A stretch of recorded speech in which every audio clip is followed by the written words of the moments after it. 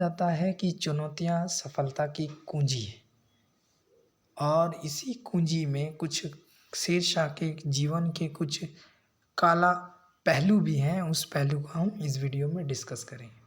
तो शेरशाह सूरी ने तृतीय नगरी की धारा को मजबूत किया।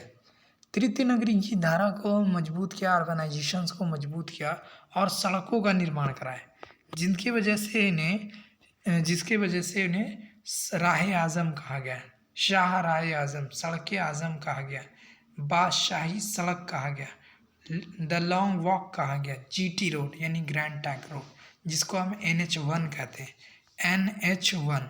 NH1 रोड, ये शेरशाह ने निर्माण कराया। लगभग 2500 किलोमीटर लंबा रोड है, 2500 किलोमीटर लंबा रोड है। ये बांग्लादेश से काबुल पर ख़त्म होती है और अभी प्रेजेंट में अगर देखेंगे तो दिल्ली से श्रीनगर के बीच, यहाँ पर दिल्ली है तो न्यू दिल्ली से श्रीनगर के बीच जो होगी उसको NH1 कहेंगे।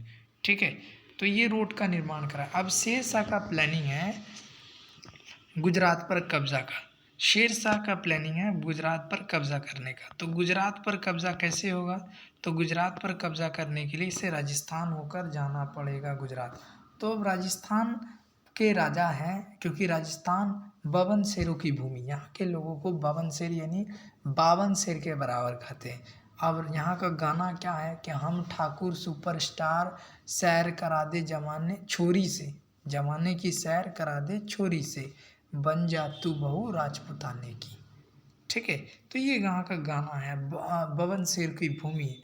तो यहाँ के राजा हैं राजा पूरनमल। राजा पूरनमल शेरशाह से कहते कि आप मुझे पैसेज दे दिए, कि कुरान पर शेरशाह हाथ रखकर कसम खाता है और इन्हें पूरा आश्वासन दे देता है कि आप समर्पित, आप अरई कर दिए, सरेंडर कर दिए। तो सरेंडर कर देते हैं, मगर मौलानाओं के पुरोहितों के बहकावने से कि ये काफिर से खाया हुआ कसम का कोई माने नहीं होता, तो शेरशाह अब ये पूरनमल अपने परिवार को बचाकर निकल जाते। तो ये शेरशाह के जीवन का काला पहलू है। अब ये काला पहलू के कारण शेरशाह का बेटा आत्महत्या कर लेता है, सुसाइड कर लेता है। अब शेरशाह अब कलिंजर का युद्ध हो जाता है। कलिंजर का युद्ध हो रहा है। अब क्योंकि कलिंजर का युद्ध हो रहा है 1545, कलिंजर उत्तर प्रदेश में, कलिंजर का किला उत्तर प्रदेश में है और ये बांदा जिला में है। अब यहाँ चल रहा युद्ध, यहाँ शेरशाह की उम्र है 67 ईयर। 67 ईयर की उम्र में तोप में गोला लगा रहे। अब तोप में गोला लगाते हैं तो एक गोला इनके हाथ में फट जाता है और घायल हो जाते हैं। अब मृत्युशैया पर लेट जाते हैं। मृत्युशैया पर लेटते हुए तब भी ये युद्ध की खबर कहते हैं मुझे बराबर सुनाते रहा।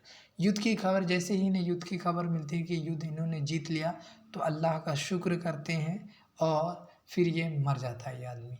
कितना जज्बा है इस आदमी में, शेरशाह सूरी और किरियत सिंह के बीच में ये युद्ध हो रहा था, कलिंजर का युद्ध, ये आपको याद रखना है।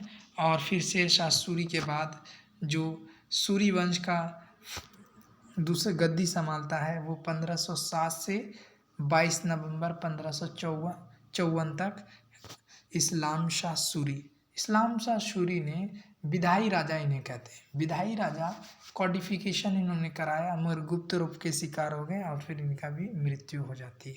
तो आई होप आपको सूरी डायनेस्टी और उसके काला पहलू को समझा हो। मिलेंगे नेक्स्ट वीडियो में, तब तक ले जय हिंद।